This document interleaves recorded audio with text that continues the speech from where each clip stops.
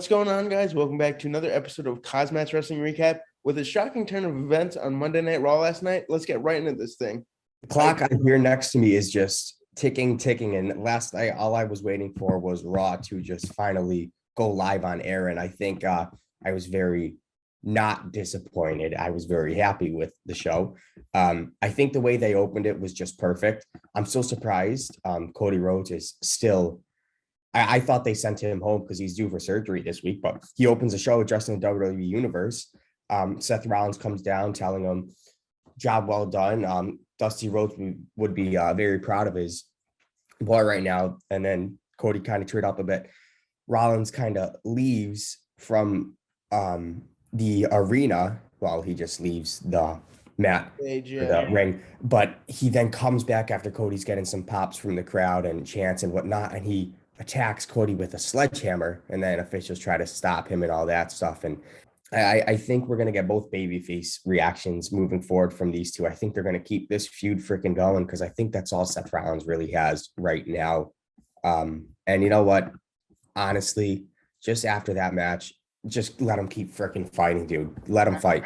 Absolutely. I must say, I cannot believe that Cody still wrestled with that torn pec. And props to him, man. These two are phenomenal superstars. They got great in-ring chemistry. So keep this feud going for years. I don't care. Yeah, absolutely. I mean, I know Cody's going to be out for a few months, but I say let it keep going when he comes back. It'll be a great pop. But moving forward, Becky Lynch comes out. She's looking sad about how everything went down. Dana Brooke was already in the ring. So they both faced off against each other. The entire 24/7 division just ran around the ring, causing mayhem. Brooke pinning Tamina or Akira Tozawa. Then when he got in the ring to win back the 24/7 championship, Lynch grabs a mic and says nobody gets to win the title in her matches, and except for her, speaking of herself. And then she threatened everybody at ringside that if they interfered, she would smash their face in. But match starts. Brooke countering a manhandle slam. Asuka comes out. All that stuff. Asuka, I'm happy they're keeping Asuka in this, but Asuka held Lynch's foot so Brooke could get the pin. Ref didn't see it. So it's good to see Asuka continuing their feud. Made me happy. But 24/7 division, they used to be one of the funniest parts of WWE show, but now it's just now it's just a shit show, man. I really don't understand that they're slumming so low that you're just doing it for filler. That's all it is. They're putting Becky Lynch in the 24/7 championship picture and Asuka. Like, what are you guys doing? But that's neither here nor there. What was our next segment, sir? Oh, man. Okay, so Miz and Maurice up next for Miz TV. They have to hype up their reality show, Miz and Mrs. I like it. I've seen a few episodes. Yeah, Riddle decided to just show up out of nowhere, trading some insults until Ciampa came out of nowhere to attack Riddle. So this was interesting. So maybe we'll see Miz and Ciampa versus RK Bro in the near future, leading to Miz taking on Riddle in a match. Riddle took control, returned from break, attempted to hit an RKO, but didn't. Miz rolled out of the ring. Then Riddle grabbed him by his back pockets and tore off his pants. Just a shit show, but it was funny. Riddle hitting the RKO for the win. Crowd reacted good to this, but it wasn't anything people will be talking about by next week. But I think in the near future, we are going to see Riddle and Miz. Certainly Ciampa, hopefully teaming up with Miz. I wouldn't mind seeing that. Yeah, I wouldn't mind seeing Riddle take on one of these superstars in a singles rivalry. I mean, Ciampa would be a good rivalry, but also the Miz, man. I wouldn't mind seeing it. Riddle's a young superstar. He needs some good singles push. So I think this is a start to something good. I think so too. I think so. Speaking of a start to something good, this is just the ending that we've just been seeing for so long, the Usos versus the Street Profits. But you know what? I'll take it. It had to be filler. Most of the best spots kind of happened after the second commercial break. Ford ended up sending Jay into, I think, the timekeepers area when the fight just spilled out of the ring. Street Profits, they did end up winning when Ford beat the count back into the ring. So one of the Usos, I think it was Jay, couldn't make the time, but it was not a really great outcome, but it was still a great performance by 4 great wrestlers. So I think Roman Reigns, him not being there, kind of just gives the Usos a little bit of spotlight just on themselves. Yeah, I agree with you. Like you said, this is more filler, but I don't mind seeing it. All 4 of these competitors are very good in the ring together. And, I just don't like seeing count-out victories, man. It kind of diminishes the win, but I get it. You got to keep the Usos strong. Yep, for sure. Next up, Kyle, is a promo with Bobby Lashley. This was actually pretty good. He was moving on about that MVP BS and Omos stuff, and then Theory's music hits and interrupting Bobby Lashley, telling him that it's his spotlight and his time instead of Bobby Lashley's. Bobby challenging to a U.S. title on the line. Didn't happen. Theory said he didn't deserve a title shot, but still tried to take a selfie with him. Lashley kicks him out of the ring. But it was filler. Wasn't horrible, but it wasn't really the best either.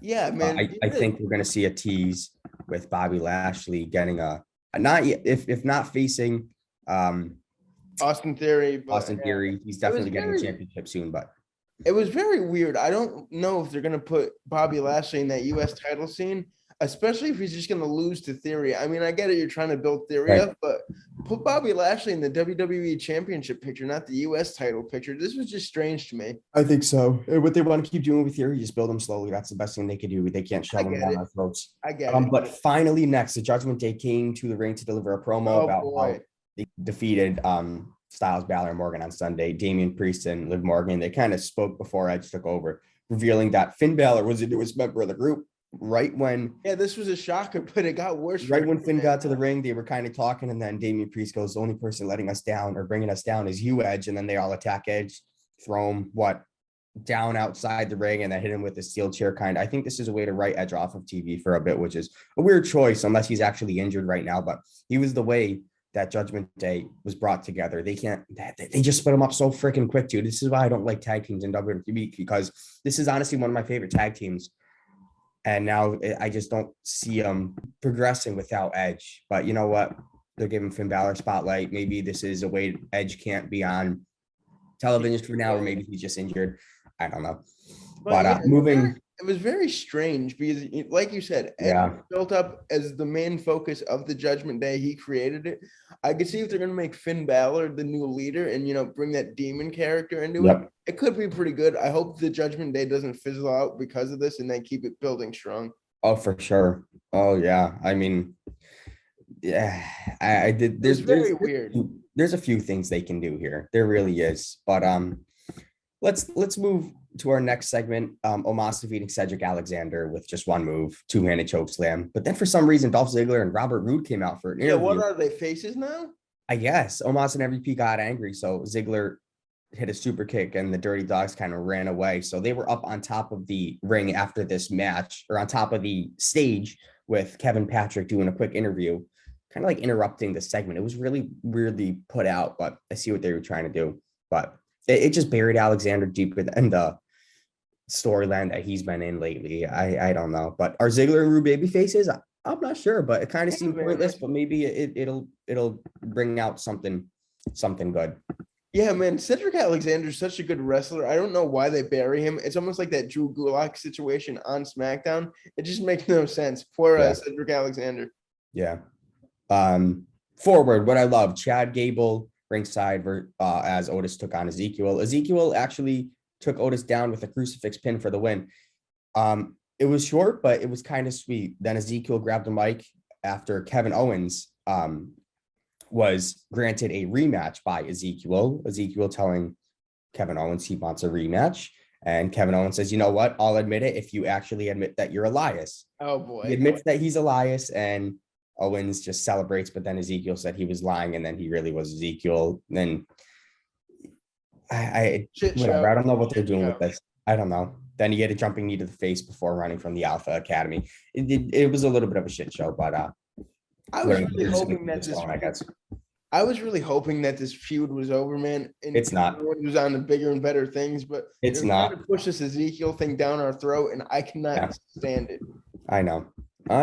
But next we see the Raw Women's Championship not on the line, but it's a contenders match. Bianca Belair ringside on commentary. Doudrop versus Alexa Bliss versus Liv Morgan versus Rhea Ripley. Winner will be facing Bianca for the Raw Women's Championship. Nikki interfered to keep Morgan from winning, and it kind of cleared the way for Ripley to hit Doudrop with Riptide for the win. So Rhea Ripley is going to be facing Bianca Belair for the Raw Women's Championship. I think at Money in the Bank I think they're trying to pipe up Money in the Bank. But the crowd seemed to be on board for this, and all for good reason. And then everybody from the Judgment Day came down and stared down at Bianca Belair I think I really got things going for Rhea Ripley. So that's going to be interesting to see. What a good way to end Raw. I was very happy and was feeling this match. So just overall hyped for Rhea Ripley. Yeah, absolutely. She could win the first title for Judgment Day. I think that's what's going to happen at Money in the Bank, and I think it's going to be a banger of a match.